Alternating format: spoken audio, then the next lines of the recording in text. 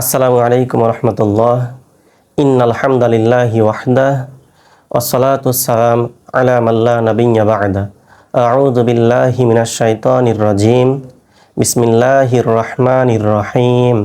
ওয়ামান আযলামু মিম্মান ইফতারা আলাল্লাহি কাযিবান আও কাযযাবা বিল হাক্কি লাম্মা জাআহ আলাইসা ফি জাহান্নামা মাসওয়াল লিল কাফিরিন ওয়াল্লাযীনা জাহাদু ফীনা লানাহদিয়ান্নাহুম সুবুলানা ওয়া ইন্নাল্লাহা লামাআল মুহসিনিন।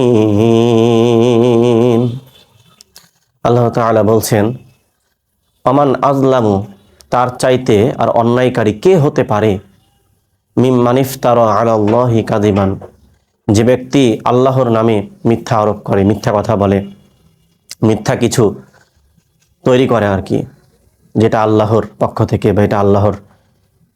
তারপরে তিনি বলছেন আও কাযযাবা, অথবা সে মিথ্যা বলে, বিল হাক্কি লাম্মা জাআহ, যখন তার কাছে কোনো সত্য আসে। আল্লাহ তাআলা বলছেন আলাইসা ফি জাহান্নামা মাসওয়াল লিল কাফিরিন, জাহান্নামে তাদের জায়গা হবে নাকি? জাহান্নামে তো অনেক জায়গা রয়েছে কাফিরদের জন্য, অবিশ্বাসীদের জন্য। এই টাইপের যারা, এটার বিষয়ে কিছু বলতে গেলে ব্যাপারটা এরকম, আমাদের সমাজে দেখা যায় যারা গোঁরামি করে আর কি, যে কোনো বিষয় নিয়ে, বিশেষ করে কোরআন এবং হাদিসে, যেহেতু কোরআন হাদিস থেকে আমরা পড়ছি, যদি সত্য তাদের সামনে আসে, নিজের দাম্ভিকতা ধরে রাখার জন্য বারবার বোঝানোর চেষ্টা করবে না এটাই সত্য, তাদের যেটা আর কি, জাস্ট নিজে যেটার উপর প্রতিষ্ঠিত সেটাকেই ধরে রাখতে চাই। আরেকটি বিষয়, যদি তাদের সামনে আবার সত্য নিয়ে আসা হয়, ঠিক আছে আমরা তো এগুলা পেয়েছি, এ বিষয়ে আপনার মতামত কি, তখন যেটা বলা হবে যে আও কাযযাবা, তখন তারা মিথ্যা বলে, বিল হাক্কি লাম্মা জাআ, যখন সত্য কিছু নিয়ে আসা যায় তখন বলবে না এটা মিথ্যা। আল্লাহ তাআলা বলছেন আলাইসা ফি জাহান্নামা মাসওয়াল লিল কাফিরিন, তাদের জাহান্নামে জায়গা হবে নাকি? এর পরের আয়াতটা, এটা অনেক গুরুত্বপূর্ণ। যাই হোক, আগেরটা থেকে শিক্ষা এটাই, চেষ্টা করবেন সত্য, তাকে সত্য বলেই স্বীকার করতে, এবং আপনার বিরুদ্ধে গেলেও সেটা মেনে নিতে হবে। অনেক ব্যাপার আছে আমি যেগুলা দেখেছি, আজীবন ধরে করে এসেছি, দেখছি যে না আমারটা ভুল, আমাকে স্বীকার করতে হয়েছে, আমি ভুল মেনে নিতে হবে, এটাই স্বাভাবিক, ঠিক আছে? আর অহংকার করা যাবে না। যখনই সত্য আসবে, নিজেরটার সাথে অমিল হচ্ছে কিন্তু সত্য যেটা, সেটাকে মেনে নিতে হবে। তারপরে একটা গুরুত্বপূর্ণ, আল্লাহ তাআলা বলছেন ওয়াল্লাযীনা জাহাদু ফিনা, যারা আমাদের জন্য প্রচেষ্টা করে, হ্যাঁ, ওয়াল্লাযীনা জাহাদু ফিনা লানাহদিয়ান্নাহুম, অবশ্যই তাকে আমি দেখিয়ে দিব, লানাহদিয়ান্নাহুম সুবুলানা, অনেক পথ।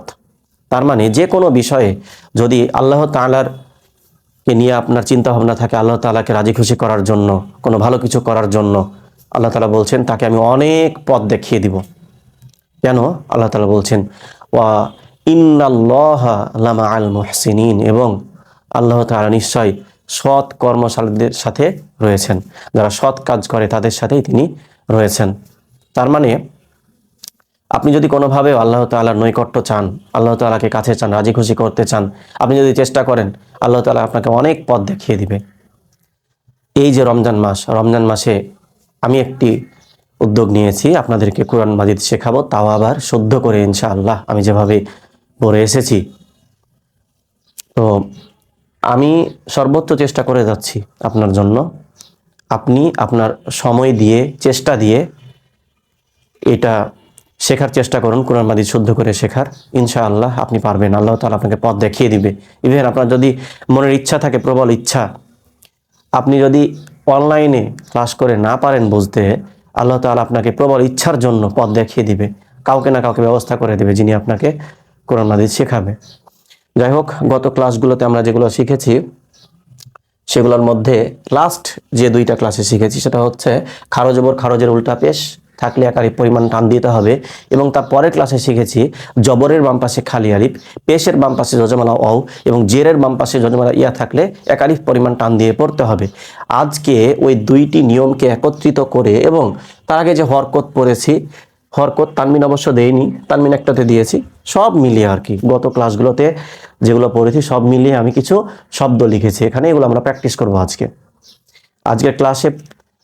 নিয়মগুলো বেশি আলোচনা করব না, যেহেতু নিয়মগুলো আগে আলোচনা করা হয়েছে, ওই ক্লাসগুলো ভালো করে দেখে নেবেন।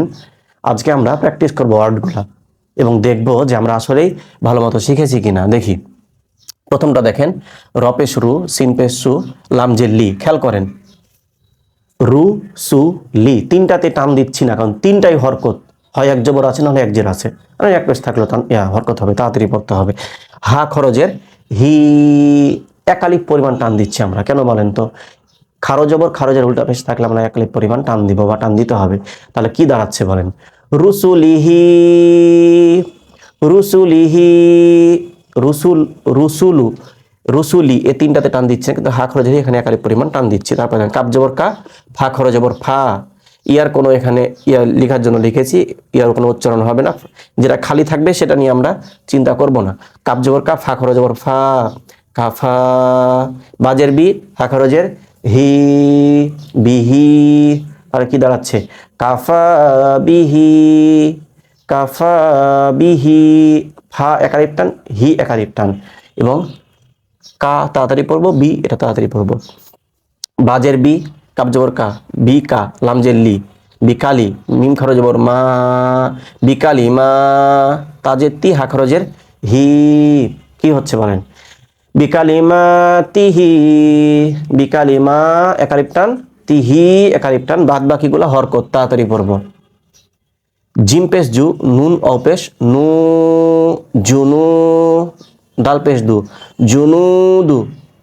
হা উল্টা পেশ হু, উল্টা পেশ আছে, একালিফ পরিমাণ টান দিব, তাই না? জুনুদুহু।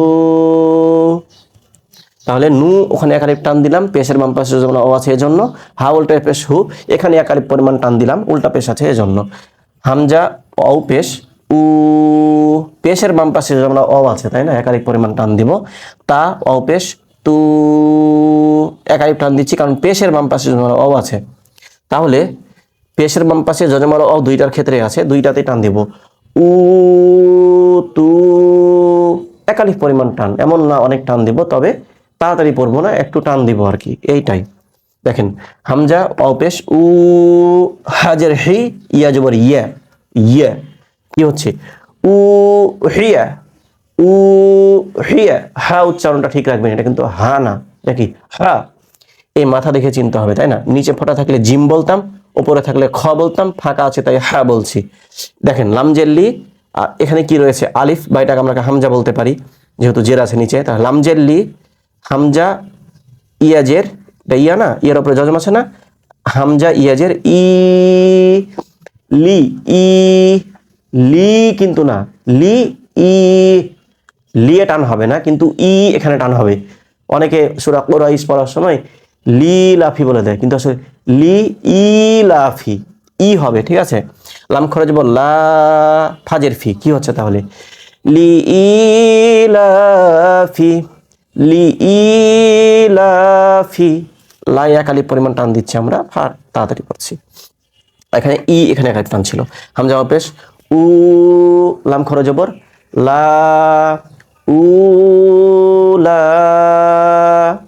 খেয়াল করেন লাম বলছি, আলিফ বা হামজা বলছি না, কারণ ডান দিকে কিছু নাই, বাম দিকে আছে এজন্য। তাহলে কি হচ্ছে? উ লা।